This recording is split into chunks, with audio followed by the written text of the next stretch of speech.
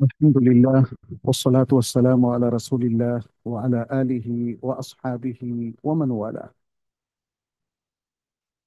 আমরা শেখুল ইসলাম ইবনে তাইমিয়া রাহিমাহুল্লাহর আল উবুদিয়া গ্রন্থে থেকে আলোচনা করছিলাম।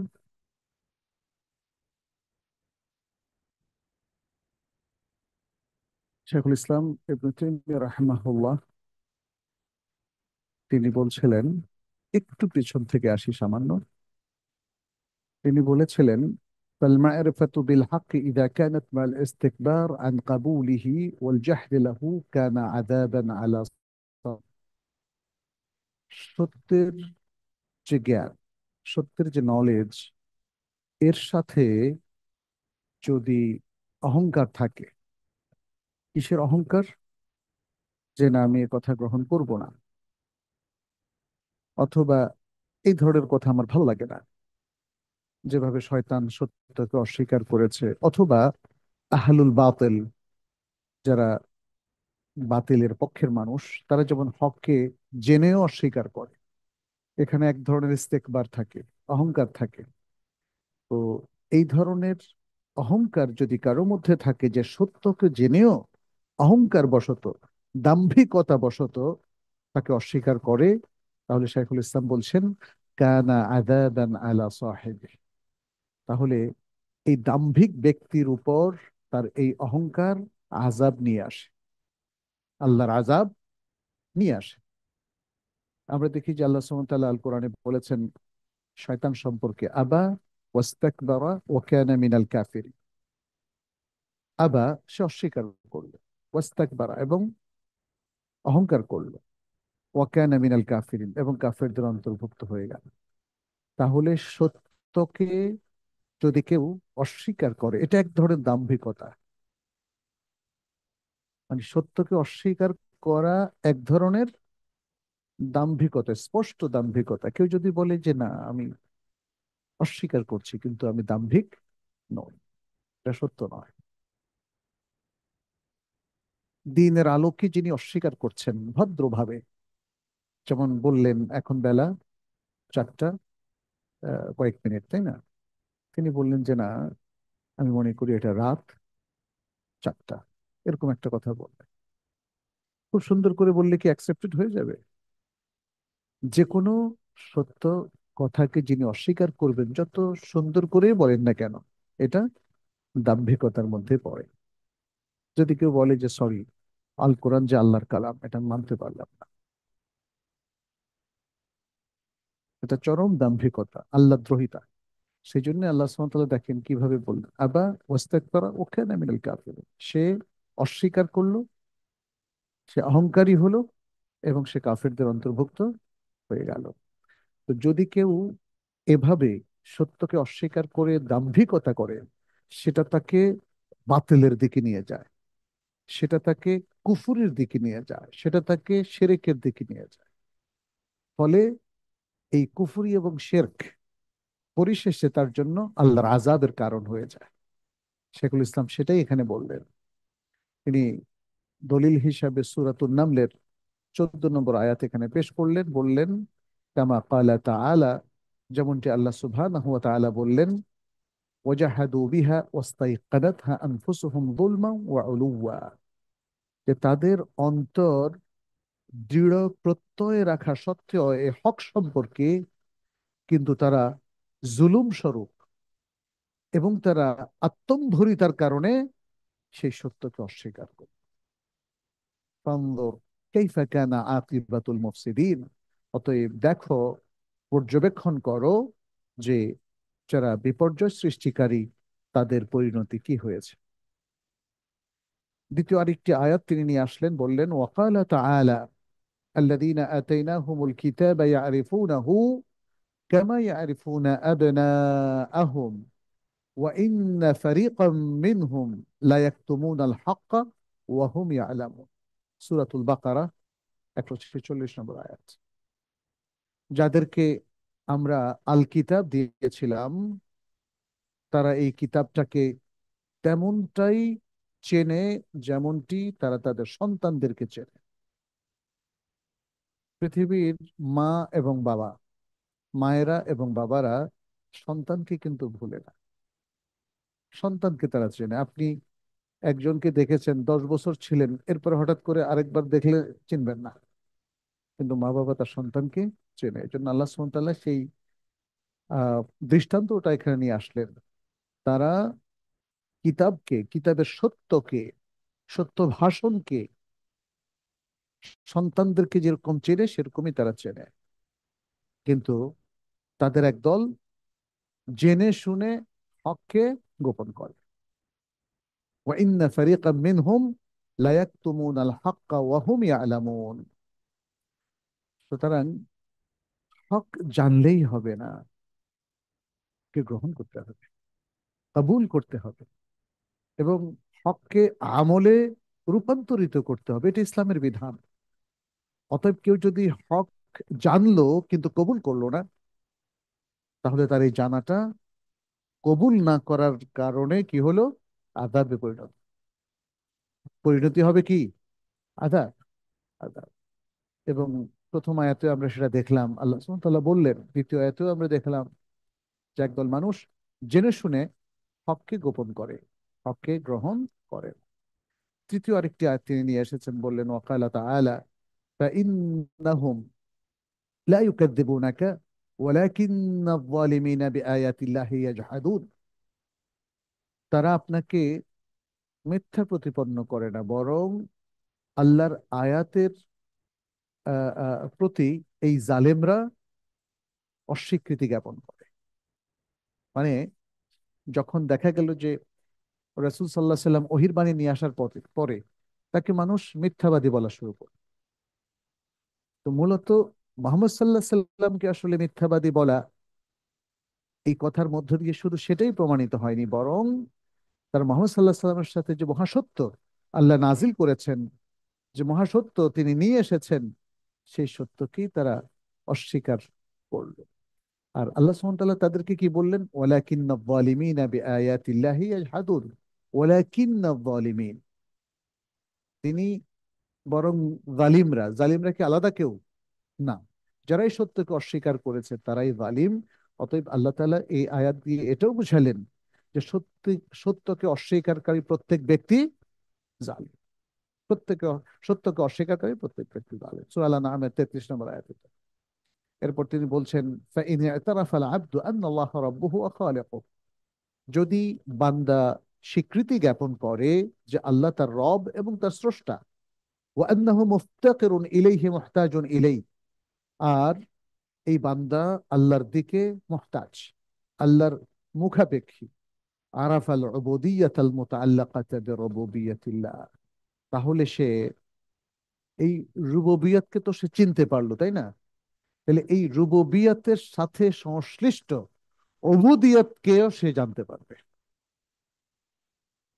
আমি যখন জানবো যে আল্লাহ আমার স্রষ্টা, তাহলে আল্লাহর প্রতি আমার যে দায়িত্ব বান্দা হিসাবে, সেটাও আমি জানতে পারবো। যখন জানবেন যে আপনি যেখানে এখন কাজ করছেন ইনি হচ্ছেন সেই অফিসের মালিক, তাকে চেনার সাথে সাথে তার প্রতি আপনার যে কর্তব্য সেটা জানতে পারবেন না? সবাই জানে। এই জন্য আমরা মানে বিষয়টা এমন দেখছি না যে আমি আল্লাহ সম্পর্কে জানলাম, আল্লাহ সম্পর্কে জানার পরে আর আমার কর্তব্য আমি ভুলে গেলাম। এই কথাটা এই জন্য গ্রহণযোগ্য হবে না। একজন ব্যক্তি তার অফিসের মেইন বসকে দেখার পরে দেখেন কতবার সেলুট দেয়, সালাম দেয়, তাই না? এবং তার কাছে ভালো হওয়ার চেষ্টা করে। তার স্বাভাবিক সেন্সটা বলে যে না, ইনার কাছে, ইনি যেহেতু আমাদের সর্বময় কর্তা, অতএব ইনার কাছে আমাকে ভালো থাকতে হবে। কিন্তু আমাদের বান্দা হিসেবে দেখেন কি দুর্দশা। আল্লাহকে চেনার পর, জানার পরেও তার বান্দা হতে হবে, ভালো বান্দা, এই সেন্সটুকু আমাদের আসে না। শেখুল ইসলাম বলছেন আসলে এটা আসে না কারণ আমরা আসলে উবুদিয়তের স্বীকৃতিটা দিচ্ছি না, রুবুবিয়তের স্বীকৃতিটাও ঠিক মতো দিচ্ছি না। এই জায়গায় প্রবলেম। রুবুবিয়তের স্বীকৃতি দেওয়ার ক্ষেত্রে প্রবলেম হলে আপনার উবুদিয়তের ক্ষেত্রেও প্রবলেম হবে। আপনি একজন ব্যক্তি, যখন বলা হলো ইনি আপনার বস, আপনি বলেন কিসের বস? এ এক সময় আমার বন্ধু ছিল, আমার পিছে পিছে ঘুরতো, আর এখন আমার বস, আমি মানি না। তাই না? মানে অনেকে আছে না এরকম, কিন্তু সত্যিকার অর্থে বস হলে কিন্তু আপনার বন্ধু হোক আর যাই হোক, সেটা অফিসের বাইরে মানতে হবে।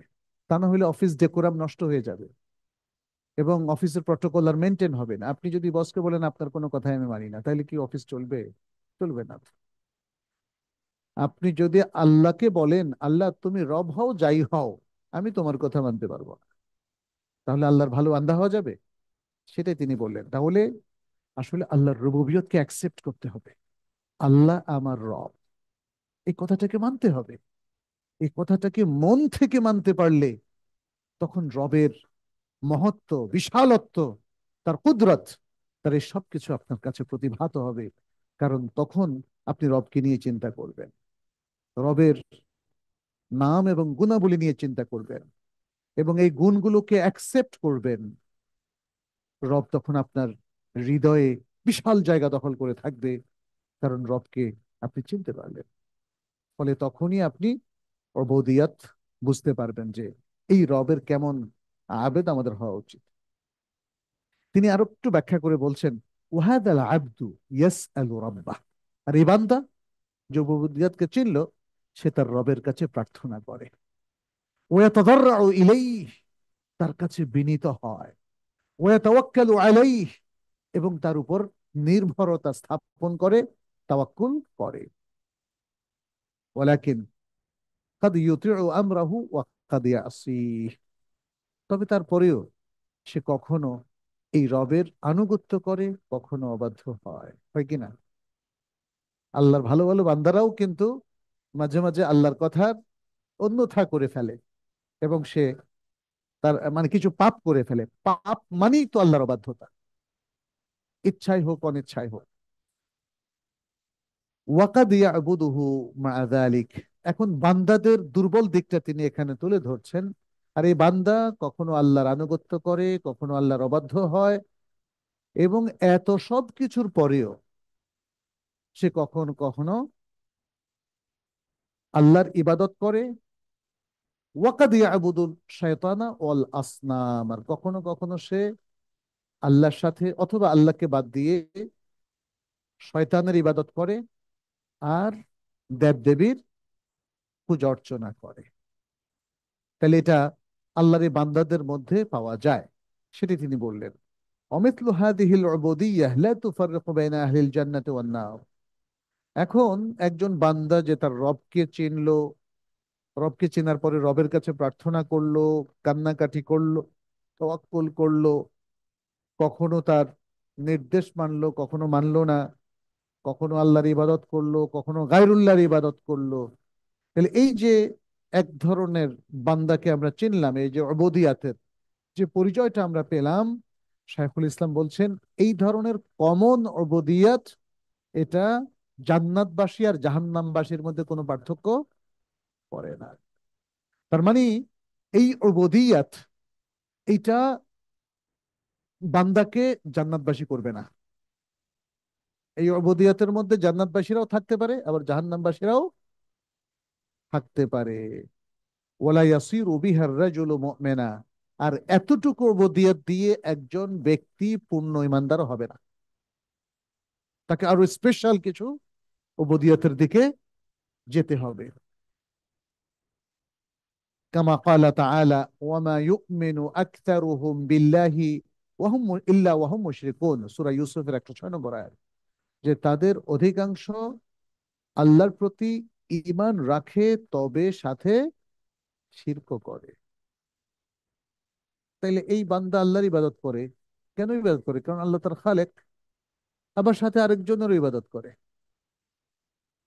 নানা কারণে, হয়তো ভুল ধারণার কারণে। যেমন আমাদের সমাজে আমরা দেখি অনেক মুসলিম কবরে যায়, যায় কিনা, গিয়ে তওয়াফ করে। কবরে তওয়াফ কি আল্লাহ তাআলা বলেছেন? বলেন। তাহলে কার খুশির জন্য সে তওয়াফ করে? কবর আল্লাহর খুশির জন্য। তাহলে সে এই তওয়াফের মাধ্যমে কবরওয়ালার ইবাদত করে। সে কবরওয়ালার কাছে চায়। কেউ তাকে বাবা বলে, কেউ তাকে পীর বলে, কেউ অনেক কিছু বলে, যে আপনি আমাকে একটা সন্তান দেওয়ার ব্যবস্থা করেন, অথবা আমার ব্যবসায় বারাকা দেন, অথবা আমার উপর অনেক বিপদ, এই বিপদ থেকে আমাকে রক্ষা করেন। এটা হলো দোয়া। দোয়া ইবাদা। সে দোয়া করার কথা ছিল কার কাছে? আল্লাহর কাছে। কিন্তু সেই দোয়া করছে আল্লাহর বান্দার কাছে। ফলে সে কিন্তু 5 ওয়াক্ত সালাতও পড়ে। মসজিদে দেখবেন যে সে আপনার আগেই মসজিদে ঢুকে গেছে। আছে কিনা এরকম? এদের ব্যাপারে আল্লাহ তাআলা বলছেন, ওয়ামা ইউমিনু আকতারুহুম বিল্লাহি ইল্লা ওয়া হুম মুশরিকুন। তাদের অধিকাংশই আল্লাহর প্রতি ঈমান পোষণ করে, তবে তার সাথে শিরকও করে। তাহলে এই শিরক তাকে জান্নাতে নেবে না জাহান্নামে নেবে? জাহান্নামে নেবে। তাহলে আল্লাহর বান্দা হওয়ার মধ্য দিয়ে সে যেহেতু শিরকও করছে, তাহলে এখানে আমরা আল্লাহর এই বান্দাদের মধ্যে যারা নামাজ পড়ে, ইবাদত করে, তাদের মধ্যে আহলুন নারও পেলাম। পেলাম কিনা? জাহান্নামের অধিবাসী আমরা পেলাম। ফলে এই কমন ইবাদত বা উবুদিয়া, যেটাতে বান্দা কখনো আল্লাহর ইবাদত করে, কখনো গায়রুল্লাহর ইবাদত করে, কখনো পাপ করে, কখনো পুণ্য করে, তাহলে এই তার যে ইবাদতের পজিশন এবং উবুদিয়তের পজিশন, এই পজিশন আহলুল জান্নাহকে আহলুল নার থেকে ডিস্টিংগুইশ করে না, পার্থক্য করে না বা পৃথক করে না। সেটা এখানে শাইখুল ইসলাম বললেন। তিনি বলছেন, ফাইনাল মুশরিকুনা ফাইনাল মুশরিকিনা কানু ইয়াকুরুনা আন্না আল্লাহ খালিকুহুম ওয়া রাযিকুহুম। কারণ মুশরিকরা, পৌত্তলিকরা, সেই জাহেলি যুগে তারা স্বীকার করত যে আল্লাহই তাদের খালেক, সৃষ্টিকর্তা, এবং রাজেক, রিজিক দাতা। অহুম ইয়াবুদুনা গায়রাহু। কিন্তু তারা গায়রুল্লাহর ইবাদত করত। কার ইবাদত করত? গায়রুল্লাহ। আল্লাহ ছাড়া যা কিছু আছে সবই হলো গায়রুল্লাহ। গায়রুল্লাহর ইবাদত করত। আল্লাহ সুবহানাহু ওয়া তাআলা বলেন, ক্বালা তাআলা ওয়ালা ইন সাআলতাহুম মান খালাকাস সামাওয়াতি ওয়াল আরদা লা ইয়াকুলুন্না আল্লাহ। যদি আপনি তাদেরকে জিজ্ঞেস করেন যে আসমানসমূহ এবং জমিন কে সৃষ্টি করেছে, তারা অবশ্যই বলবে আল্লাহ, আল্লাহ। তাহলে তাদেরকে মানে কি? মুশরিকদেরকে। যদি মুশরিকদেরকে আপনি প্রশ্ন করেন যে আসমান সমূহ এবং জমিন কে সৃষ্টি করেছে, তারা বলবে কে? আল্লাহ। কিন্তু তাদের শিরক কি দূর হলো? আল্লাহ আমাদের স্রষ্টা, আল্লাহ এই আসমান সমূহ এবং জমিনের স্রষ্টা, এই ওয়াজ বা এই কথায় তারা বিশ্বাস করলো, কিন্তু এই বিশ্বাস তাদেরকে শিরক থেকে মুক্ত করেনি। সূরা জুমারের 38 নম্বর আয়াত। এরপরে শেখুল ইসলাম সূরা আল মুমিনুনের 84 থেকে 89 নম্বর আয়াত উল্লেখ করলেন, বললেন, ওয়াকালা তাআলা, আল্লাহ সুবহানাহু ওয়া তাআলা আরো বলেন, কুল লিমানিল আরদু ওয়া মান ফিহা ইন কুনতুম তা'লামুন। আপনি জিজ্ঞাসা করুন যে এই জমিন এবং এই জমিনের মধ্যে যা কিছু আছে এগুলো কার? কার কর্তৃত্বাধীন? যদি তোমরা জেনে থাকো। সায়াকুলুনা লিল্লাহ। তারা বলবে এটা আল্লাহর কর্তৃত্বাধীন। এগুলো সব কার? আল্লাহর। কুল আফালা তাযাক্কারুন। জিজ্ঞেস করুন, তোমরা কি উপদেশ গ্রহণ করছো না? তোমরা কি উপলব্ধি করতে পারছো না?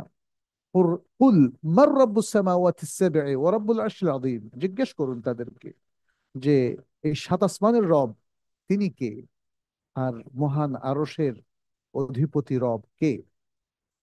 সায়াকুলুনা লিল্লাহ কুল আফালা তাত্তাকুন। তারা অচিরেই বলবে এগুলো আল্লাহর। এগুলো কার? আল্লাহর। আফালা তাত্তাকুন। তারপরেও তোমরা কি আল্লাহকে ভয় করবে না? আল্লাহর তাকওয়া অবলম্বন করবে না? قل من بيده ملكوت كل شيء وهو يجير ولا يجار عليه إن كنتم تعلمون سيقولون لله قل فأنا تسحرون। জিজ্ঞেস করো যে কার হাতে, কার কর্তৃত্বে সবকিছুর মালিকানা, সবকিছুর ঔনারশিপ, আর তিনি আশ্রয় দেন, তার আশ্রয়ের উপর কেউ আশ্রয় দিতে পারে না। যদি তোমরা জেনে থাকো তাহলে এই প্রশ্নের উত্তর দাও। সায়াকুলুনা লিল্লাহ। তারা উত্তরটা কিন্তু জানে। কি বলল? লিল্লাহ। এটা আল্লাহ। এসব কিছু কার? আল্লাহর। কুল ফাআন্না তুসহারুন। জিজ্ঞেস করুন তোমরা তাহলে কোন দিকে যাচ্ছ? কোন দিকে তোমরা দিক বিদিক হারা হয়ে যাচ্ছ? কোন দিকের আকর্ষণে তোমরা ছুটছো? সাহার মানে এক ধরনের আকর্ষণ, হ্যাঁ। এরপর শাইখুল ইসলাম বললেন, ওয়াকাতিরু মিম্মান ইয়াতাকাল্লামু ফিল হাকিকাতি ওয়া ইয়াশহাদুহা يشهد هذه الحقيقة وهي الحقيقة الكونية التي يشترك فيها وفي شهودها ومعرفتها المؤمن والكافر والبر والفاجر، بل وإبليس معترف بهذه الحقيقة وأهل النار। আচ্ছা, বললেন যে যারা এই যে হাকিকতের কথা আমরা বললাম, কোন হাকিকতের কথা বললাম? রুবুবিয়তের হাকিকত, হাকিকতুর রুবুবিয়্যাহ। এই যে রুবুবিয়তের হাকিকত অর্থাৎ প্রকৃত স্বরূপ, যেটা নিয়ে আমরা কথা বললাম, যেমন আল্লাহর অস্তিত্ব এবং আল্লাহ যে সৃষ্টি করেছেন, আল্লাহ যে বৃষ্টি নাজিল করেছেন, আসমান সমূহ সৃষ্টি করেছেন। তো এই যে হাকিকতের কথা তিনি বললেন যে অধিকাংশ মানুষ যারা এই হাকিকত নিয়ে কথাবার্তা বলে এবং যারা এই হাকিকতকে দেখে, ওয়াচ করে ওয়াশহাদুহা ইয়াশহাদু হাদিহিল হাকিকা, তারা আরেকটা প্রকৃত সত্যকে প্রত্যক্ষ করবে। কি সেটা? ওহিয়াল হাকিকাতুল কাউনিয়া, এটা হলো জাগতিক একটা হাকিকত, জাগতিক পার্থিব এবং জাগতিক একটা মহাসত্যকেও তারা উপলব্ধি করবে, প্রত্যক্ষ করবে। আর এই হাকিকতটা আসলে সবাই প্রত্যক্ষ করে, মোমেনও প্রত্যক্ষ করে, কাফেরও প্রত্যক্ষ করে। প্রতিদিন সূর্য পূর্ব দিকে উঠে, এটা কি হাকিকত না? এই সূর্যকে কে উঠান? আল্লাহ।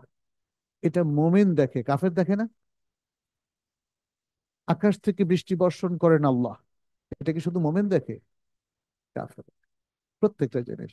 সে কথাই তিনি বলছেন, আল্লাতী ইয়াশতারিকু ফীহা ওয়া ফী শুহুদিহা ওয়া মা'রিফাতিহা।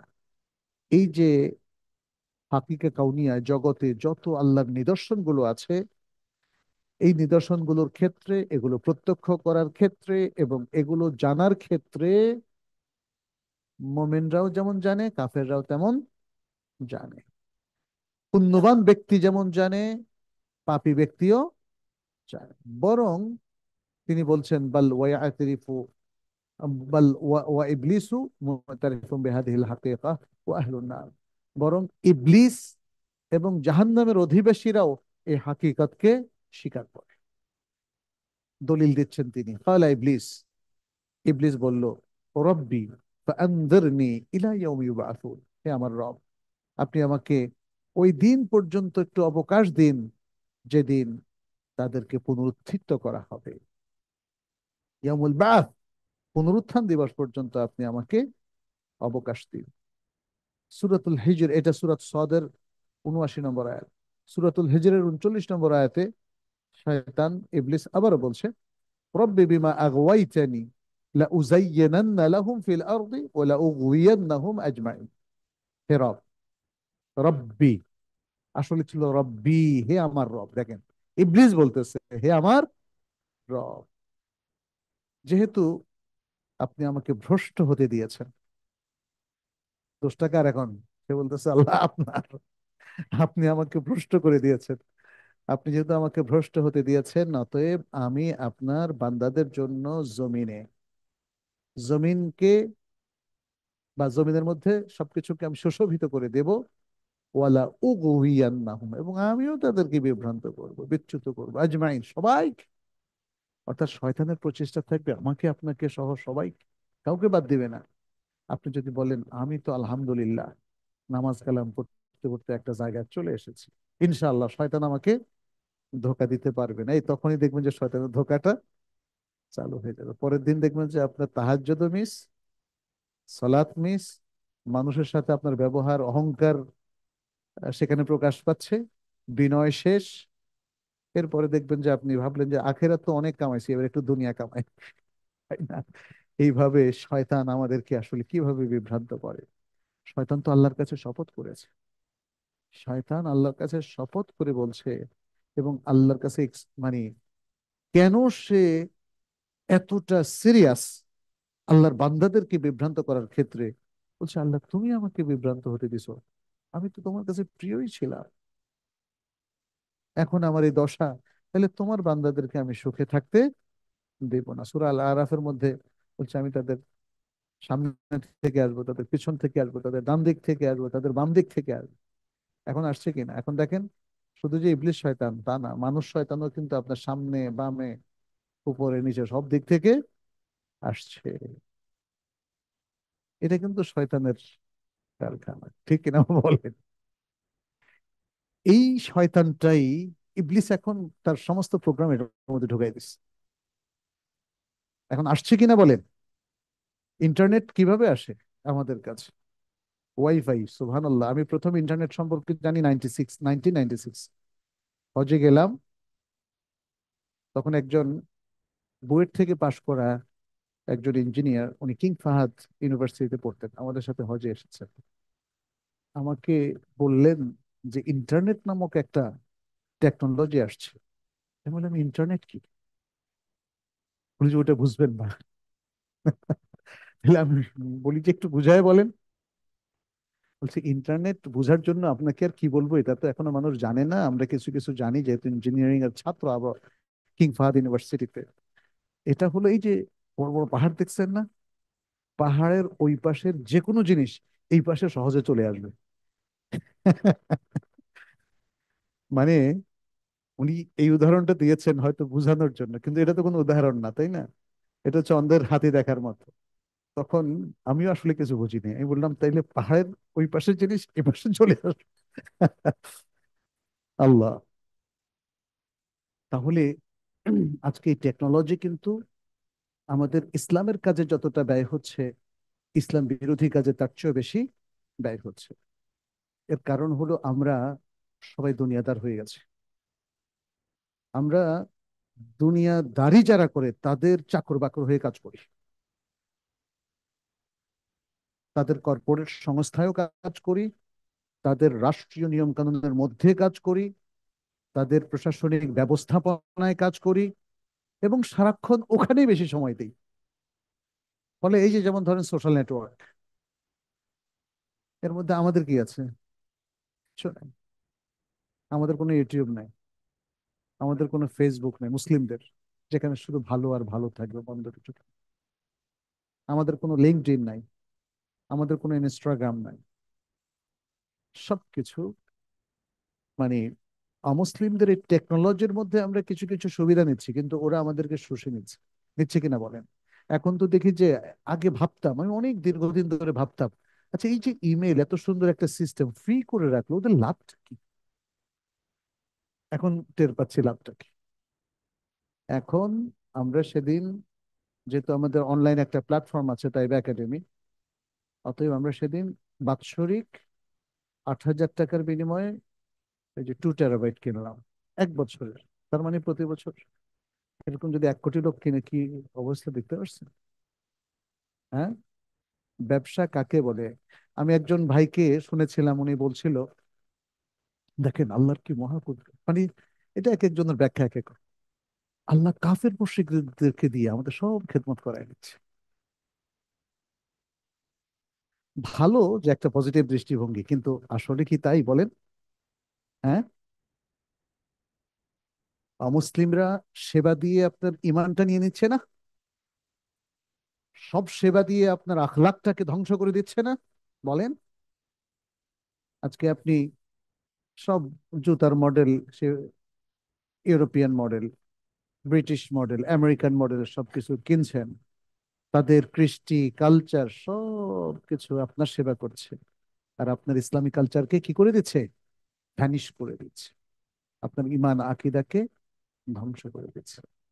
এই জন্য রাসূল সাল্লাহ সাল্লাম দেখেন, তার জীবন লাইফ স্টাইল ছিল খুবই সিম্পল, এবং তিনি অমুসলিমদের কৃষ্টি কালচার কোনোটাকেই তিনি মুসলিমদের জীবনে ঢুকতে দেন নাই। হজের কালচারের মধ্যে অনেক জাহিলি কালচার ছিল, সেটাকে তিনি মুক্ত করে দিয়েছেন। জাহিলি কালচার করে আলাদা আলাদা করে পড়লে বুঝতে পারবে। প্রত্যেকটা আমাদের ইবাদতের কালচারের মধ্যে তিনি স্বতন্ত্র একটা কালচার সৃষ্টি করেছেন, সেটাও আল্লাহর নির্দেশে, সেটা তাওহীদের কালচার। তাওহীদ, আপনি রাসূল সাল্লাহ সাল্লামের সারা জীবনের প্রোগ্রামের মধ্যে তৌহিদ বিরোধী একটা ডট পরিমাণও কিছু পাবেন। আর আমাদের, আপনি যে কোনো একজন মুসলিমের জীবনের মধ্যে তৌহিদ বিরোধী অনেক কিছু পাবেন, পাবেন কিনা? পাবেন। কারণ আমরা আসলে ইসলামের হাকিকতটাকে অন্যভাবে দেখছি। এই যে যেমন ধরেন শাইখুল ইসলামের এই কথাগুলো বুঝার লোক নাই। আপনি আমি ভাবছি আল্লাহর বান্দা হয়েছি, আলহামদুলিল্লাহ স্বীকৃতি দিলাম, খালাস। কিন্তু এখানে তিনি দেখেন, প্রথম আলোচনা করলেন সেই অবদিয়া নিয়ে যেখানে আহলুল জান্নাহ আহলুন নার সব সেফ। এমনকি ইবলিসও আল্লাহর এরকম বান্দা। তাহলে ইবলিসের সাথে আমাদের পার্থক্য কোথায়? আহলুন নারের সাথে আমাদের পার্থক্য কোথায়? ওটা জানতে হবে না? ওটা জানতে হবে। তিনি ইবলিসের কথা এটা উল্লেখ করলেন, দেখেন ইবলিসও তো হাকিকতটাকে স্বীকার করলো। দেখেন সে যখন বলল আপনি আপনার বান্দাদেরকে আমি বিচ্যুত করব, সেখানেও কিন্তু একটা হাকিকতকে স্বীকার করে ফেলছে, এরা আপনার বান্দা। তারপরে বলছে ইলা ইয়াউমি ইউবাআতুন, সে কিন্তু ইয়ামুল বাআথকে স্বীকার করলো, সে আল্লাহর কুদরতকে স্বীকার করলো, সে আল্লাহর কর্তৃত্বকে স্বীকার করলো। তাহলে হাকিকাতুর রুবুবিয়্যাহকে কিন্তু সে স্বীকৃতি দিয়েই সে শপথ করলো যে আল্লাহর বান্দাদেরকে সে বিভ্রান্ত করবে। ইবলিস আরো বলল সূরাতুল ইসরার ৬২ নম্বর আয়াত, আরাআইতাকা হাদা আল্লাযী কাররামতা আলাইয়া লাইন আখারতানি ইলা ইয়াউমিল কিয়ামাতি লাআহতানিকান্না যুররিয়াতাহু ইল্লা কালিলা। আচ্ছা, এই আয়াতটা একটু বের করছি। সূরাতুল ইসরা, সূরাতুল ইসরার আরেক নামটা কি জানেন তো? সূরাতু বনি ইসরাঈল। ঠিক আছে, এটা হলো ৬২ নম্বর আয়াত। আচ্ছা, কি কি বললেন? আরাআইতাকা হাদাল্লাযী, ইবলিস বলল যে দেখুন এই ব্যক্তি যাকে আপনি আমার উপর সম্মান দিয়েছেন, এই ব্যক্তিকে আদম, আদম, যাকে আপনি আমার উপর সম্মান দিয়েছেন, যদি আপনি আমাকে কিয়ামত পর্যন্ত সময় দেন তবে অতি সামান্য সংখ্যক ছাড়া তার বংশধরদেরকে অবশ্যই আমি পথভ্রষ্ট করে দেব। আল্লাহ! পৃথিবীর অধিকাংশ মানুষ দেখেন এখন বড়ই ফিতনার মধ্যে আছে, বড়ই ভুলের মধ্যে আছে। ইবলিস শপথ করেছিল যে আল্লাহর অধিকাংশ বান্দাকে সে কি করবে? বিভ্রান্ত করবে। আমরা যদি ঠিক থাকতাম তাহলে ইবলিসের এই শপথ কিছু যায় আসতো না, কারণ এটা তো জরুরি না যে ইবলিসের শপথ ঠিক মতোই পরিপালিত হবে। কিন্তু আমাদের দুর্বলতার কারণে আজকে দেখা যাচ্ছে যে ইবলিসের কথাই ঠিক হতে যাচ্ছে। আল্লাহ যেন আমাদেরকে রক্ষা করে। আল্লাহুম্মা আমিন। তো শেখুল ইসলাম বলছেন এরপরে, ও আমসালু হাদা মিনাল খিতাব আল্লাযী ইউকিররু ফীহি বিআন্না আল্লাহ রাব্বুহু ওয়া খালিকুহু ওয়া খালিকু গায়রিহি। এই ধরনের খেতাব যেখানে এই স্বীকৃতিটা আছে যে আল্লাহ রব, আল্লাহই খালেক এবং আর সবকিছুর খালেক, এই ধরনের আরো অনেক উদাহরণ রয়েছে। আহলুন নার, ইবলিসের মতো আহলুন নারদের আরেকটা কোটেশন শাইখুল ইসলাম নিয়ে আসলেন। তিনি বললেন ওয়াকাদালিকা আহলুন নার, অনুরূপ ভাবে জাহান্নামের অধিবাসীদেরও একই ধরনের স্বীকৃতি আমরা দেখি। সূরা আল মুমিনুনের ১০৬ নম্বর আয়াত কি বলছেন তারা? তাদের কথাটা আল্লাহ হুবহু তুলে দিলেন, ক্বালু রব্বানা গালাবাত আলাইনা শিকওয়াতুনা ওয়া কুন্না কওমান দাল্লিন। তারা বলল হে আমাদের রব, আমাদের দুর্ভাগ্য অনেক বেশি গালিব হয়ে গেছে, আমরা তো ভ্রষ্ট জাতি ছিলাম, আমরা ভ্রষ্ট জাতি ছিলাম। তাহলে এখানে তারা আল্লাহর কাছে কিন্তু আল্লাহর রুবুবিয়তের স্বীকৃতিটা দিচ্ছে। আহালুন নার, জাহান্নামে থেকেও তারা আল্লাহর রুবুবিয়তের স্বীকৃতি দিচ্ছে। ওয়াকালা তাআলা আনহুম, আল্লাহ তাআলা এই জাহান্নামের অধিবাসীদের সম্পর্কে বলছেন সূরাতুল আনআমের ৩০ নম্বর আয়াত, বলছেন ওয়ালাউ তারা ইদ উকিফু আলা রাব্বিহিম ক্বালা আলাইসা হাযা বিল হক ক্বালু বালা ওয়া রাব্বিনা। আচ্ছা, আর যদি আপনি দেখতেন যে যখন তাদেরকে তাদের রবের সামনে দাঁড় করানো হবে এবং রব তাদেরকে জিজ্ঞেস করবেন আলাইসা হাযা বিল হক, এটা কি সত্য না? তোমাদের কাছে যা কিছু ইনফরমেশন এসেছিল ওহির মারফত, এটা কি সত্য না? কালু বালা ওয়া রাব্বিনা, তারা বলবে আমাদের রবের কসম, অবশ্যই এটা সত্য। এই দেখেন, জাহান্নামের লোকেরা বলতে পারতো, আল্লাহ তুমি জাহান্নামে দিছো, না এত দিছো কেন, এত কষ্ট দিছো কেন, এখন আর তোমার কোনো স্বীকৃতি দেব না, তুমি সত্য না। এটা তো তখনই আরো বেশি বলার কথা। কিন্তু তখন তো তাদের কাছে সত্য এমন প্রতিভাত হয়ে যাবে যে আসলে সেই সত্যকে অস্বীকার করার সাধ্য কারো নাই। এটা ইবলিসেরও ছিল না এবং তাদেরও নাই। শেখুল ইসলাম এরপর বলছেন, ফামান ওয়াকাফা عند هذه الحقيقة وعند شهودها ولم يقم بما أمر به من الحقيقة الدينية التي هي عبادته المتعلقة بألوهيته وطاعة أمره وأمر رسوله كان من جنس إبليس وأهل النار। যে ব্যক্তি এই হাকিকতের কাছে দাঁড়াবে এবং এই হাকিকতকে প্রত্যক্ষ করবে, কিন্তু সে আরেকটা যে হাকিকত আছে, যে হাকিকতের নির্দেশ তাকে দেওয়া হয়েছিল, সেটা সে পরিপালন করলো না। আরেকটা হাকিকতটা কি বলেন তো দেখি? এখানে আরবি এবারতে পড়েছে। প্রথম হাকিকতটা হচ্ছে আল হাকিকা আল কাউনিয়া, এটা মনে রাখবেন। প্রথম হাকিকাটা হচ্ছে আল হাকিকা আল কাউনিয়া, পার্থিব হাকিকত। রুবুবিয়তের যে হাকিকত গুলো আমরা প্রত্যক্ষ করলাম, আমরা করলাম, কাফেররা করলো, অমুসলিমরা করলো, এটা হলো আল হাকিকা আল কাউনিয়া, জাগতিক হাকিকত, ওয়ার্ল্ডলি রিয়ালিটি। আর এটা হলো আল হাকিকা আদ-দিনিয়া। সেকেন্ড হাকিকতটা হলো আল হাকিকা আদ-দিনিয়া, দিনী হাকিকত। এখন এখানে আরেকটা খুব ইন্টারেস্টিং আলোচনা আছে, এবং এই আলোচনাগুলো শাইখুল ইসলাম খুবই মনসিয়ানার সাথে করেছেন। ফলে আমাদেরও বুঝতে সুবিধা, আমার মনে হয় আপনাদেরও বুঝতে সুবিধা হবে। এখানে দেখেন, আল্লাহর বিধান দুই রকম, একটা হলো কাউনি আর একটা হলো দিনী। দিনীটাকে শারঈও বলা হয়। কি বলা হয়? শারঈ। দিনী শারঈ একই জিনিস। আর আরেকটা হলো কাউনি, পার্থিব। আল্লাহর পার্থিব কিছু বিধান আছে, যে বিধানটা থেকে সবাই বেনিফিট পায়। যেমন জমিনে উৎপাদিত খাদ্য মোমেন খেলেও বেনিফিট পাবে, যার মধ্যে যতগুলো ক্যালোরি আছে, ভিটামিন আছে, প্রোটিন আছে, এটা কি শুধু মোমেনের মধ্যে ঢুকবে, অমুসলিমের মধ্যে ঢুকবে না? সে বেনিফিটেড হবে না? হবে। সূর্যের আলো, এটা কাউনি একটা বিষয়। কে দিয়েছেন সূর্যের আলো? আল্লাহ। এই আলো মোমেনও পায়, মুশরিকও পায়, কাফেরও পায়, পৃথিবীর যে কেউ পশু পাখিও পায়। কাউনি, এটা সবার জন্য, মানে ব্যাপক, আম ফর অল। এটা আল্লাহ তাআলা জেনারেলাইজ করে দিয়েছেন। বাট দ্বিতীয় হুকুমটা হচ্ছে, বা বিধান অথবা হাকিকত বলি, সেটা হলো হাকিকা দিনিয়া, হাকিকা শারঈয়া, আহকাম দিনিয়া, আহকাম শারঈয়া। এইটা যে মেনে নেয় সে মোমেন, আর যে মানে না সে গায়রু মোমেন, সে মোমেন না। আর এটার বেনিফিটটা তুলবে কে? মোমেন। কারণ এই দিনের হাকিকাতের অথবা দিনের হুকুমের বেনিফিট পেতে হলে মোমিন হওয়া ছাড়া আর কোনো উপায় না। ফলে এটার বেনিফিট কে পাবে? মোমিন পাবে। যেমন আল্লাহ সুবহানাহু ওয়া তাআলা আমাদেরকে সালাত ফরজ করেছেন। সালাত কি অমুসলিমরা পড়ে? পড়ে না। তাওয়াফ কি অমুসলিমরা করে? হজ কি অমুসলিমরা করে?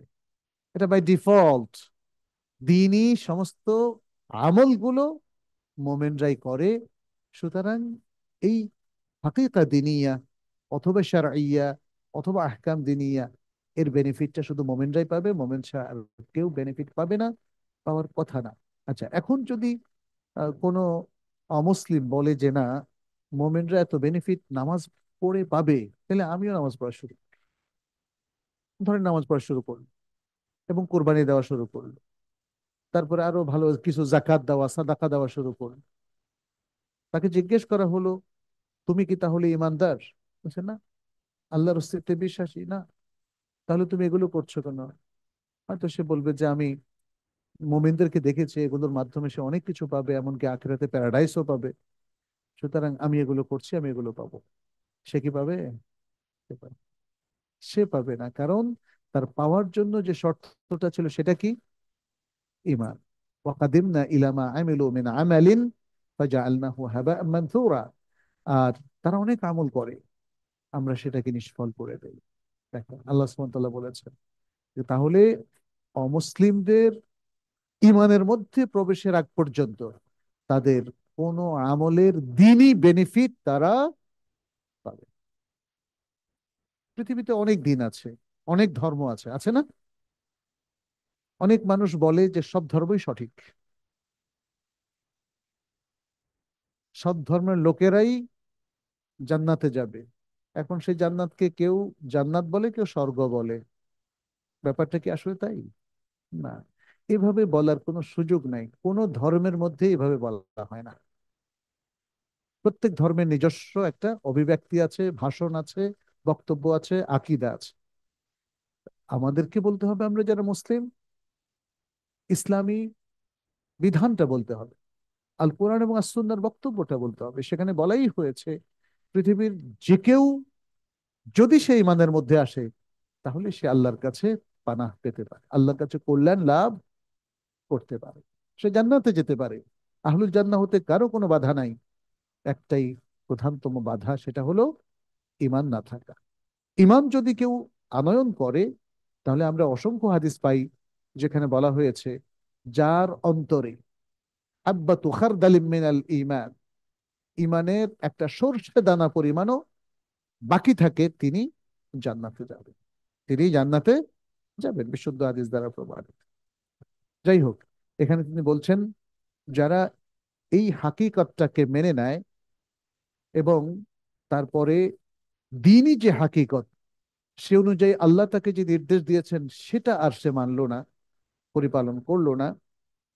দিনই যে হাকিকত, সেটা মূলত আল্লাহর উলুহিয়াতের সাথে সম্পর্কিত ইবাদত এবং আল্লাহর নির্দেশ মানার সাথে সম্পর্কিত, রাসূল সাল্লাল্লাহু আলাইহি সাল্লামের নির্দেশ মানার সাথে এবং তার আনুগত্য করার সাথে সম্পর্কিত। এখানে হাকিকা দিনিয়া তিনি ব্যাখ্যাটা দিলেন। হাকিকা দিনিয়া হলো যেটা আল্লাহর ইবাদত। হাকিকা দিনিয়াটা কি? মূলত আল্লাহর ইবাদত, এবং এটা আল্লাহর উলুহিয়াতের সাথে সম্পৃক্ত, আল্লাহ এবং তার রাসূলের তাআত, আনুগত্যের সাথে সম্পর্কিত।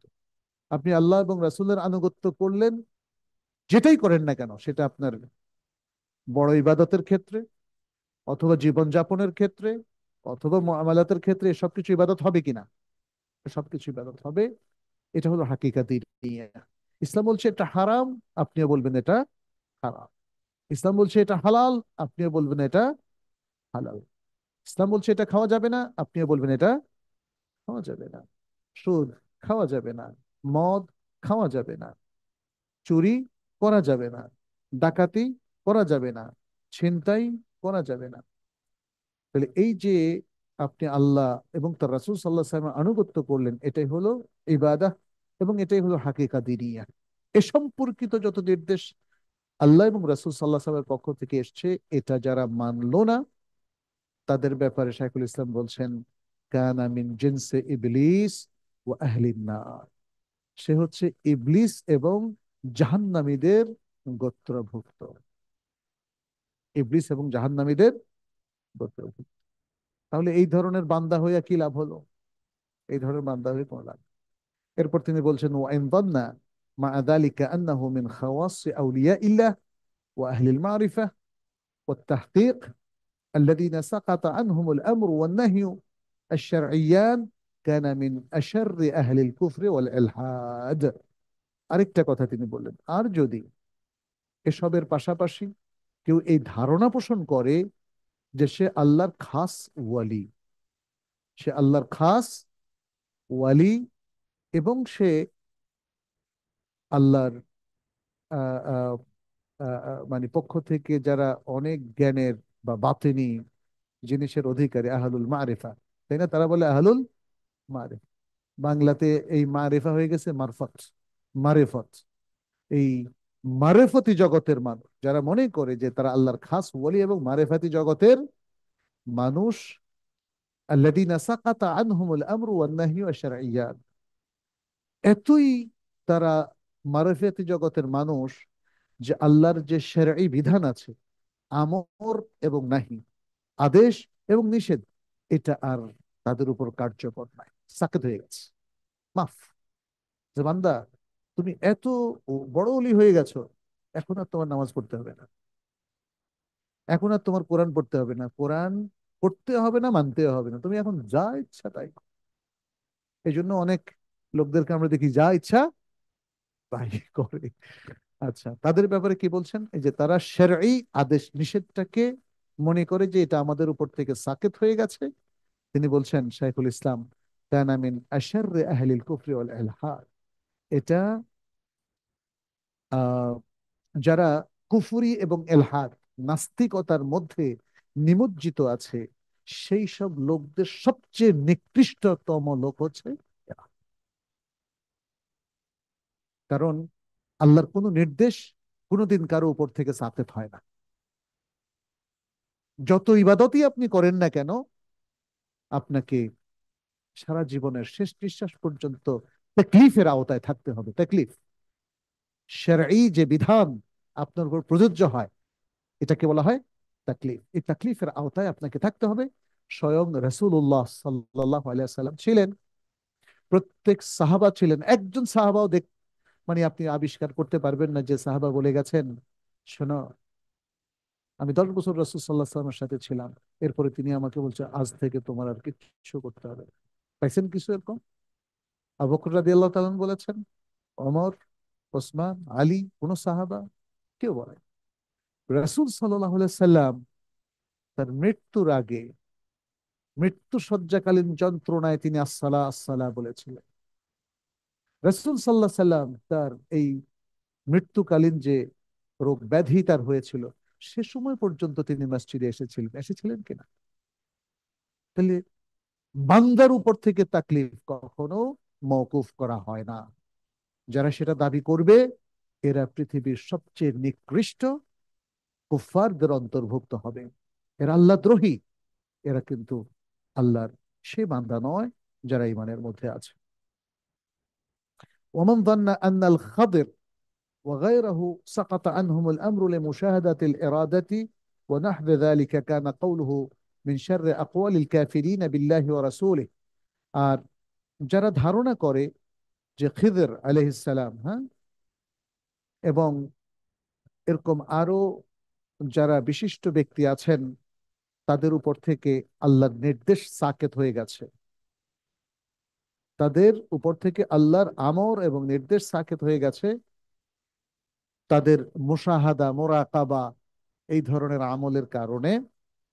তখন শাইখুল ইসলাম বললেন, কানা কাউলহু মিন শাররি আকওয়ালিল কাফিরিনা বিল্লাহি ওয়া রাসূলিহি। তাহলে তার এই কাউলটা, এটা যারা আল্লাহ এবং রাসূলের প্রতি কুফরি করে, সেই কাফিরদের সবচেয়ে নিকৃষ্ট কাউলের একটা কাউল হলো এটা। এটা তিনি বললেন এই জন্যে যে এই ধরনের কথা যেন কোনো মুসলিম না বলে, এই ধরনের ধারণা যেন কোনো মুসলিম না করে। হ্যাঁ, এই জন্য তিনি এটা বললেন এবং বুঝিয়ে দিলেন। এবং তিনি যেটা বলেছেন সেটা যথার্থ। এই ধরনের কথা মানুষের ইমানকে সলব করে দেয়, ইসলাম থেকে তাকে বের করে দেয়, অথচ আমাদের অনেক মুসলিমদের সে খবরও নাই। আল্লাহ আমাদেরকে রক্ষা করুন। এরপর তিনি বলছেন, হাত্তা ইয়াদখুলা ফিন নাওঈ الثاني মিন মা'নাল আবদ, তাকে আহ, আসলে আব্দের যে দ্বিতীয় অর্থ, সে অর্থে তাকে প্রবেশ করতে হবে। উবুদিয়তের প্রথম অর্থ হচ্ছে যেখানে মোমেন মুশরিক সবাই সমান, তাহলে সেটা তার জন্য যথেষ্ট নয়।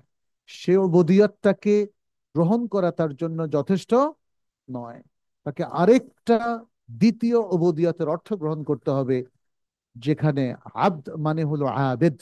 আব্দ মানে হলো আবেদ, ইবাদত গুজার। কার ইবাদত করবে? আল্লাহর।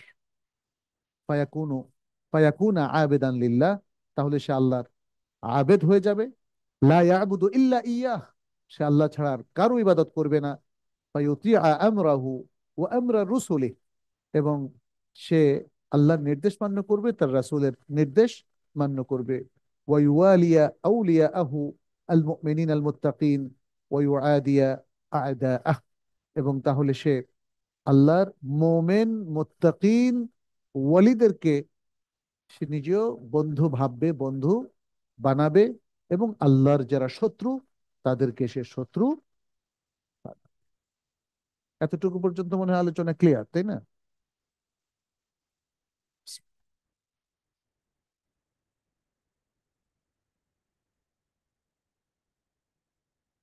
আলহামদুলিল্লাহ। এরপর শাইখুল ইসলাম বলছেন, ওয়াহাদিহিল ইবাদাতু মুতাআল্লিকাতুন বি ইলাহিয়াতিহি তাআলা। আর এই যে দ্বিতীয় উবুদিয়তের কথা আমরা বললাম, এই উবুদিয়তটা আল্লাহর উলুহিয়াতের সাথে সম্পৃক্ত, তাই না? আমরা দুটো শব্দ সম্পর্কে জানি, একটা হলো রুবুবিয়াত আর একটা হলো উলুহিয়াত। তাহলে রুবুবিয়াতের সাথে সম্পৃক্ত যে জ্ঞান, এটা সবার আছে, মোমেনেরও আছে, মোমেন নয় এমন ব্যক্তিরও আছে। কিন্তু উলুহিয়াত সম্পর্কিত এই যে ইবাদতের জ্ঞান এবং সেটা মেনে চলা, এটা শুধু মোমেনের সাথে খাস। যদি কোনো অমুসলিম এই ইবাদতের মধ্যে চলে আসে, তাহলে তাকে ইমান সহই তো আসতে হবে। ফলে সে আর তখন অমুসলিম থাকবে না, সে কি হয়ে যাবে? সে মুসলিম হবে, মুমিন হবে। ওয়ালিহাদা কানা উনওয়ানুত তাওহীদ। এজন্য শাইখুল ইসলাম বলেন, এজন্য তৌহিদের যে যে শিরোনাম, সেটা কি? লা ইলাহা ইল্লাল্লাহ। তিনি বলছেন, ওয়ালিহাদা কানা উনওয়ানুত তাওহীদ লা ইলাহা ইল্লাল্লাহ। তৌহিদের অনওয়ান বা শিরোনাম হচ্ছে লা ইলাহা ইল্লাল্লাহ। আর এই লা ইলাহা ইল্লাল্লাহ হচ্ছে কালিমা তৈয়বা। কালিমা তৈয়ব। আমাদের যে কাউকে জিজ্ঞেস করলে যে কালিমা তৈয়বাটা কি, তুমি কি বলতে পারো বাবা কালিমা তৈয়বাটা কি, বলো তো দেখি? আচ্ছা, সবাইকে জিজ্ঞেস করলে কি বলে? লা ইলাহা ইল্লাল্লাহু মুহাম্মাদুর রাসূল। কিন্তু আসলে কালিমা তৈয়বা শুধু লা ইলাহা ইল্লাল্লাহ। লা ইলাহা ইল্লাল্লাহ এতটুকু। বেখিলাফি মান ইউকিররু বিরুবুবিয়্যাতিহি ওয়া লা ইয়াবুদুহু। এটা ওই ব্যক্তির খেলাফ যে আল্লাহকে রব হিসাবে মানে, আল্লাহর রুবুবিয়তকে মেনে নেয় কিন্তু তার ইবাদত। এরকম মোমেনের সংখ্যা কিন্তু অনেক। বাংলাদেশে প্রচুর মানুষ বলে যে আমি আল্লাহকে মানি, কিন্তু নামাজ পড়ে না। আছে কিনা বলে? এদের সংখ্যা কি কম না বেশি? এদের সংখ্যা কিন্তু এখন অনেক বেশি, ভয়ঙ্কর ঝুঁকিতে আছে এরা। আমরা নিশ্চিত নই আমাদের এই সকল ভাইয়েরা যারা নিজেদেরকে মুসলিম মনে করেন, সালাত পড়েন না, তারা কি ঈমান নিয়ে যেতে পারেন কিনা, সেই সৌভাগ্য তাদের হয় কিনা। তবে আলহামদুলিল্লাহ আমরা দেখতে পাচ্ছি আমাদের অনেক ভাই বেড়াদার যারা বিভিন্ন জায়গায় চাকরি বাকরি ব্যবসা বাণিজ্য করেন, বা মোটামুটি বেশ টাকা পয়সার মালিক হয়েছেন অথবা প্রভাবশালী হয়েছেন, এদের অনেকেই দিনের দিকে ফিরে আসছে। এটা খুব ভালো। দিনের দিকে ফিরে আসা মানেই হচ্ছে ঠিক মতো ফরজ ওয়াজিব গুলো মেনে চলা, সালাদটাকে ঠিক মতো আদায় করা, বিশুদ্ধ আকীদার অনুসারী হওয়ার জন্য প্রাণান্তকর চেষ্টা করা। তাদের কথা আলাদা। কিন্তু যারা নিজেরা নিজেদের পরিচয় মোমেন মুসলিম হিসাবে দেওয়ার পরেও তারা সালাত পড়ে না, জাকাত দেয় না, তারা বড় ঝুঁকির মধ্যে আছে। সে কথাটাই শেখুল ইসলাম বলছেন, বেখিলাফি মান ইউকিররু বিরুবুবিয়্যাতিহি। ওই ব্যক্তির কথা ভিন্ন যে আল্লাহর রুবুবিয়তের স্বীকৃতি দিচ্ছে, ওয়ালাকিন লা ইয়াবুদুহু, কিন্তু সে আল্লাহর ইবাদত করছে না, অথবা এই ইবাদতের একটা গুরুত্বপূর্ণ অংশ ছেড়ে দিচ্ছে। আল্লাহর ইবাদত যিনি করছেন, তিনি কত পার্সেন্ট ইবাদত করলে ওকে? বলেন তো, কত পার্সেন্ট ফরজ ইবাদত করলে ওকে? আপনারা বলেন। হ্যাঁ, 100%, নাকি 90, না 70, না 80? 100%। উত্তরও 100% সঠিক। কিন্তু যদি বলতেন 99%, তাইলে উত্তর 100% বেঠিক। এটা বুঝতে হবে। আহারে, কে শেখাবে আমাদের মুসলিম ভাই বোনদেরকে? এত এত শিক্ষা, এত এত কলেজ ইউনিভার্সিটি, এই ছোট্ট কথাটা শেখানো হলো না যে মুসলিম যদি ইবাদত 100% ঠিক না রাখে, তাহলে সে 100% বেঠিক। এখানে 99%, 98% ইমান ঠিক রাখা আর ইবাদত ঠিক রাখাটাও আসলে গ্রহণযোগ্য নয়। সেই বিশ্লেষণে আপনি দেখবেন আজকে আমার আমার আত্মীয় স্বজনের মধ্যে অনেক সমস্যা। তারা জরুরি ইবাদত গুলো করছে না, তারা জরুরি আকীদাগুলো শিখছে না, তারা জরুরি তৌহিদের বাণীগুলো ধারণ করছে না। কত বড় ঝুঁকির মধ্যে আছে! ইয়া সালাম, কত বড় ঝুঁকির মধ্যে আছে! প্রিয় ভাইরা, আহ, আমরা শাইখুল ইসলামের জন্য দোয়া করি। কি সুন্দর কথাগুলো, এত সুন্দর করে আর কেউ বলেনি। অনেক বই তো পড়েছি, এত সুন্দর করে আর কেউ বলেনি, এত সুন্দর করে আর কেউ বুঝায় নাই। সুবহানাল্লাহ, রাহমাহুল্লাহ। বলছেন, বেখিলাফে মা ইউকিররু বিরুবুবিয়্যাতিহি ওয়া লা ইয়াবুদুহু আও ইয়াবুদু মাআহু ইলাহান আখার। ওই ব্যক্তির কথা ভিন্ন যে আল্লাহর রুবুবিয়তকে স্বীকার করে বটে, তবে তার ইবাদত করে না, অথবা তার ইবাদত করে কিন্তু তার সাথে অন্য কিছুরও ইবাদত করে। শেখুল ইসলামের পরে বলছেন, ফাল ইলাহু হুয়াল্লাযী ইয়াহলাহুল কলবু বিকামালিল হুব্বি ওয়াত তাযীম। সুতরাং ইলাহ হলো সেই যাকে অন্তর ইলাহ হিসাবে স্বীকৃতি দেয়, তার প্রতি পূর্ণ ভালোবাসা পোষণ করে এবং পূর্ণ শ্রদ্ধাবোধ পোষণ করে। এই জন্য আপনি দেখবেন, আপনি বলতেছেন আমার আল্লাহকে আমার এত ভালো লাগে, এটা কি তাহলে অন্য ধর্মের লোকরা তাদের মূর্তি কি কি এত ভালো লাগে?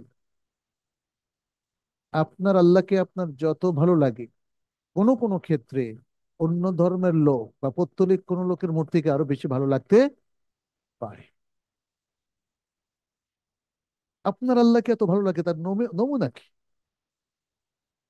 সকালবেলা ঘুমিয়ে থাকেন কেন? হ্যাঁ, আপনার আল্লাহকে এত ভালো লাগে, এত যদি ভালো লাগে তাহাজ্জুদে ওঠেন না কেন? হ্যাঁ, এত যদি ভালো লাগে আল্লাহর হুকুক গুলো আদায়ে এত গাফলতি কেন? আল্লাহর বান্দাদের হক কিভাবে আমরা লঙ্ঘন করতে পারি বলেন? এতই যদি আল্লাহকে ভালো লাগে, তাই না?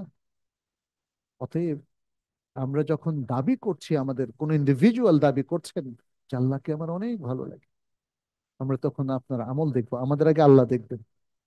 আমরা হয়তো দেখবো যে আপনার আমল সব ঠিক আছে, কিন্তু কোথাও কোনো বেঠিক থাকলে আল্লাহকে দেখবেন না। আপনার দাবি আমাদের কাছে প্লেস করে কোনো লাভ নেই। আপনি আপনার আল্লাহর সাথে বুঝেন, আল্লাহকে কি সত্যি আপনার ভালো লাগে? তাহলে আল্লাহর সাথে আপনি বুঝেন, আমাদেরকে বুঝায় কি লাভ? আমাদের কাছে আপনার সবকিছু প্রকাশ্য নেই, আপনার অনেক গোপন জিনিস আছে যেটা আমরা জানি না। কিন্তু এটা প্রমাণিত যে মুসলিমদের অনেকে মিথ্যা দাবি করে। সত্যিকার অর্থে আল্লাহকে যতটা ভালোবাসা দরকার ততটা ভালোবাসা অনেকের নাই। আল্লাহর যেভাবে ইবাদত করা দরকার সেভাবে অনেক মানুষ আল্লাহর ইবাদত করে না।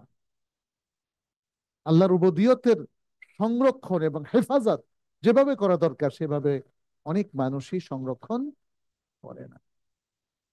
এখানে কিন্তু ইলাহ হলো, তাহলে আমি যদি বলি আল্লাহু ইলাহুনা, আল্লাহ আমাদের ইলাহ, তাহলে এই সংজ্ঞাটা আপনার সেখানে ইমপ্লিমেন্ট করতে হবে কি? যে আল্লাহর প্রতি আপনার অন্তরের বিশাল মাহাব্বা থাকতে হবে, আল্লাহর প্রতি শ্রদ্ধা বোধ থাকতে হবে, এবং আল্লাহর প্রতি আকর্ষণ বোধ করতে হবে, আল্লাহর প্রতি পূর্ণ ঈমান থাকতে হবে, আল্লাহর প্রতি তাওয়াক্কুল থাকতে হবে। এখানে শাইখুল ইসলাম তাহলে বললেন কি? তাহলে ইলাহু হুয়াল্লাযী ইয়াহলাহুল কলবু বিকামালিল হুব্বি ওয়াত তাযীম ওয়াল ইজলালি ওয়াল ইকরাম ওয়াল খাউফি ওয়ার রাজা ওয়া নাহওয়া যালিক। তিনি বলছেন ইলাহের প্রতি থাকতে হবে কি? পরিপূর্ণ ভালোবাসা। পরিপূর্ণ, অর্ধেক ভালোবাসা, হ্যাঁ, পরিপূর্ণ ভালোবাসা, পরিপূর্ণ তাদির, সম্মান, পরিপূর্ণ ইজলাল এবং একরাম, শ্রদ্ধাবোধ, পরিপূর্ণ খাউফ, ভয় ভীতি, ওয়ার রাজা, এবং পরিপূর্ণ আশা। আশা করি আমার আল্লাহ আমাকে নাজাত দেবেন, আমাকে ক্ষমা করবেন, আমাকে জান্নাত দেবেন, আমার কবর আযাব মাফ করে দেবেন, আমাকে জাহান্নাম থেকে রক্ষা করবেন। এই যে আশাটা, এই আশাটাও পরিপূর্ণভাবে থাকতে হবে। আমি দেখলাম সুবহানাল্লাহ, অনেক মানুষ কি বিনয় করে নাকি না জানার কারণে বলে আমি জানি না আমি যে তাহাজ্জুদ পড়ি আল্লাহ কবুল করবেন কি, আমি জানি না আমার কোরবানি কবুল হবে কিনা, হজ তো ভালোভাবেই করে আসলাম, কিন্তু এই হজ আল্লাহর দরবারে কবুল হবে কিনা আমি জানি না। আপনি সন্দেহ পোষণ করছেন কেন? আপনার আশা করতে দোষ কি ছিল? আপনি কি এটা বলতে পারতেন না, আমি আল্লাহর কাছে আশা করি এই জন্য আমার হজকে কবুল করুন? আপনি তো পজিটিভ অ্যাপ্রোচে কথা না বলে আপনি নিজেই সন্দিহান মুসলিমে পরিণত হয়ে গেলেন। হ্যাঁ, আপনি সন্দেহ প্রকাশ করলেন আপনার ইবাদত আল্লাহর কাছে কবুল হবে কি, এটা ঠিক না। এই জন্য পূর্ণ খাউফ, কামালুল খাউফ থাকতে হবে, কামালুর রাজা থাকতে হবে, কামালুল হুব থাকতে হবে, কামালুত তাযীম ওয়াল ইজলাল ওয়াল ইহতিরাম। আল্লাহর প্রতি পূর্ণ সম্মান বোধ থাকতে হবে, পূর্ণ ভালোবাসা থাকতে হবে, পূর্ণ ভীতি থাকতে হবে, এবং পূর্ণ আশাও থাকতে হবে। وهذه العبادة هي التي يحبها الله ويرضاها। এই যে ইবাদত যেটা বর্ণনা করা হলো, এই ইবাদতটাকেই আল্লাহ পছন্দ। هذه العبادة هي التي يحبها الله ويرضاها। এই ইবাদতটাই আল্লাহ চান, এই ইবাদতটাকে আল্লাহ মাহাব্বা করেন, এবং ইবাদতের এই স্ট্যান্ডার্ডেই আল্লাহ সন্তুষ্ট। আমাদের মুসলিমদের কিন্তু অনেক সমস্যা, এর মধ্যে একটা বড় সমস্যা হচ্ছে ইবাদতের স্ট্যান্ডার্ড তৈরি না করা। যদি স্ট্যান্ডার্ডটা তৈরি করা আছে, কে করেছেন বলেন তো? নবী সাল্লাল্লাহু আলাইহি সাল্লাম। আমাদের আমাদের ইবাদতের স্ট্যান্ডার্ডটা কে তৈরি করে দিয়েছেন? নবী সাল্লাল্লাহু আলাইহি সাল্লাম। আল্লাহ সুবহানাহু ওয়া তাআলা তাকে এই জন্য অ্যাসাইন করেছেন। ফলে তিনি তাহাজ্জুদের স্ট্যান্ডার্ড দাঁড় করিয়ে দিয়েছেন, তিনি পাঁচ ওয়াক্ত সালাতের স্ট্যান্ডার্ড দাঁড় করিয়ে দিয়েছেন, তিনি হজের স্ট্যান্ডার্ডটা দাঁড় করিয়ে দিয়েছেন, তিনি জাকাতের স্ট্যান্ডার্ড দাঁড় করিয়ে দিয়েছেন, তিনি রমাদানের সিয়ামের স্ট্যান্ডার্ড দাঁড় করিয়ে দিয়েছেন। এমন কি রাসূলুল্লাহ সাল্লাল্লাহু আলাইহি সাল্লাম তিনি প্রত্যেকটা নফল কাজের স্ট্যান্ডার্ডও দাঁড় করিয়ে দিয়েছেন। সুবহানাল্লাহ, আল্লাহু আকবার। আমরা যে সুন্নাহর কথা বলি, কেন বলি বলেন তো? কেউ একজন একটু জবাব দেন, বারবার সুন্নাহর কথা কেন বলি?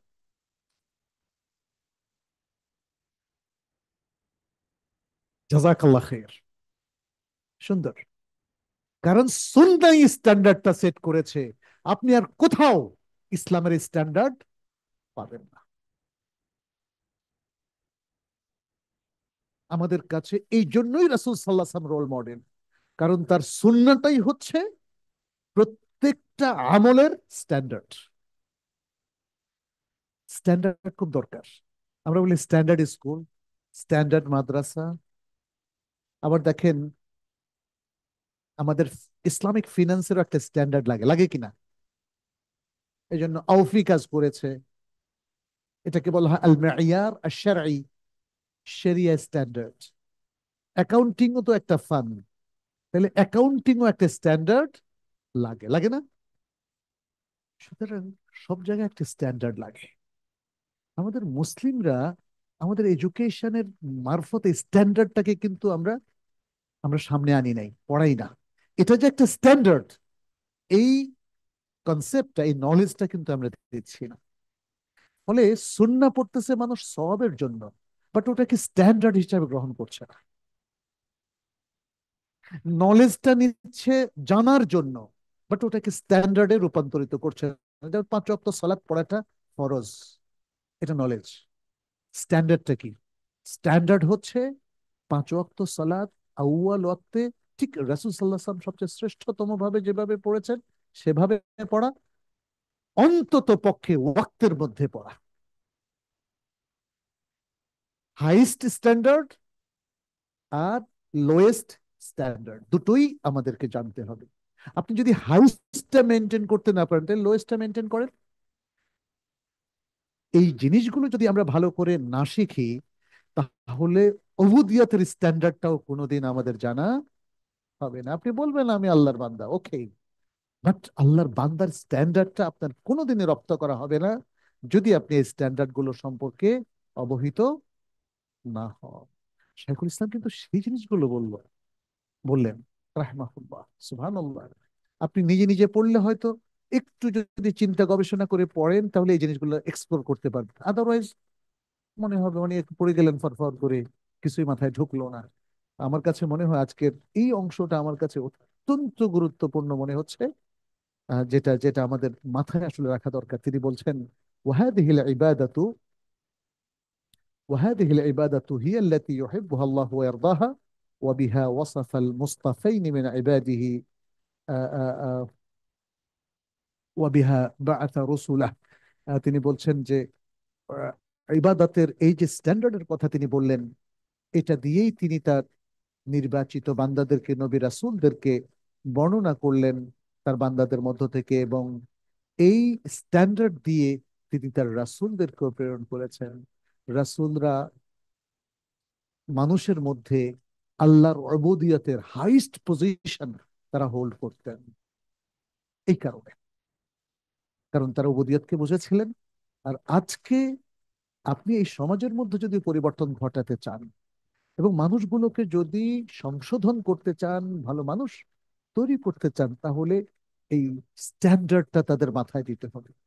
আপনার শিক্ষায় সেটা আসতে হবে। শিক্ষা মানুষকে পরিশীলিত করে, সভ্য করে, হ্যাঁ, তাকে সুন্দর করে তোলে। কিন্তু আমাদের তো আধুনিক শিক্ষা এটা করতে ব্যর্থ হয়েছে, এবং এটা ব্যর্থই হতে থাকবে।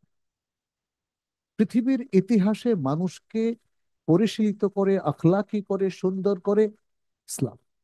এর নবী সাল্লাল্লাহু আলাইহি ওয়াসাল্লাম করে দেখিয়েছেন, তাই না? সাহাবায়ে কেরামের ইসলাম পূর্ব জীবন আর ইসলাম পরবর্তী জীবন দেখেন। তারা আগেও আল্লাহর বান্দা ছিলেন, পরেও কি আল্লাহর বান্দা না? বাট তাদের স্ট্যান্ডার্ডটা দেখেন কেমন চেঞ্জ হয়ে গেল, তাই না? নবী সাল্লাল্লাহু আলাইহি সাল্লাম তিনি এই যে শাইখুল ইসলাম এই জিনিসগুলোকে শুধু তুলে ধরলেন, যে এইভাবে এই জিনিসটা তাদের মাথায় সেট করেছেন, তার ক্যারিকুলামে সেট করেছেন, এবং তার ট্রেনিং এর মধ্যে সেট করেছেন, এবং তাদের আখলাকের মধ্যে এই জিনিসগুলো সুন্দর করে সেট করেছেন। ফলে আমরা তাদের ইমান আকীদায় হাইয়েস্ট স্ট্যান্ডার্ড দেখি, আমরা তাদের ইবাদতের মধ্যেও হাইয়েস্ট স্ট্যান্ডার্ড দেখি, আমরা তাদের মুআমালাতের মধ্যে হারাম হালাল বেঁচে চলার ক্ষেত্রেও আমরা দেখেছি জান যাবে তবুও হারামের মধ্যে তারা সম্পৃক্ত হতেন না। এবং আমরা আখলাকের মধ্যেও দেখি তারা কিম্মা, শীর্ষে অবস্থান করছেন। সুবহানাল্লাহ। এ হলো আল্লাহর বান্দাদের সত্যিকার পরিচয়। এবং আল আল ইবাদা, আল আদিনিয়া যেটাকে আমরা বলছি, অথবা আল উবুদিয়া আদিনিয়ার হাইস্ট স্ট্যান্ডার্ড। আচ্ছা, আমরা মনে হয় আজকে এই পর্যন্তই রাখি। এটা হলো 31 পৃষ্ঠা, হ্যাঁ, 31 পৃষ্ঠা। এরপর আমরা আরো দ্রুত চলে যাব ইনশাআল্লাহ। 31 পৃষ্ঠার তৃতীয় লাইন, এটা একটু কেউ আমাকে পাঠিয়ে দেন। তৃতীয় লাইন পর্যন্ত আমরা শেষ করেছি। আল্লাহ যেন আমাদের সকলকে ক্ষমা করে দেন এবং তার হাইস্ট স্ট্যান্ডার্ডের প্রিয় বান্দা হওয়ার তৌফিক দান করেন।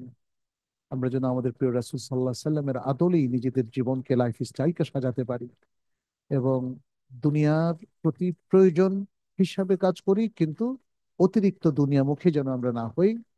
এবং দুনিয়ায় আল্লাহ সুবহানাহু ওয়া তাআলা আমাদেরকে যে দ্বীনি দায়িত্ব দিয়েছেন, বরং সেটাই আমরা সঠিকভাবে পালন করি। আল্লাহর কাছে সে তৌফিক কামনা করি। এবং এই বলে আজকের আলোচনা শেষ করছি। হাদা সাল্লাল্লাহু সাল্লাম আলা নবিয়িনা মুহাম্মদ ওয়া আলা আলিহি ওয়া আসহাবিহি আজমাইন। কিছু প্রশ্ন কি আছে? আজকে কোনো প্রশ্ন নাই, এই জন্য আজকে এখানে শেষ করলাম। আলহামদুলিল্লাহ। হাদা সাল্লাল্লাহু সাল্লাম আলা নবিয়িনা মুহাম্মদ ওয়া আলা আলিহি ওয়া আসহাবিহি আজমাইন। সুবহানাক আল্লাহুম্মা ওয়া বিহামদিক আশহাদু আল্লা ইলাহা ইল্লা আনতা আস্তাগফিরুকা ওয়া আতুবু ইলাইক। ওয়া আসসালামু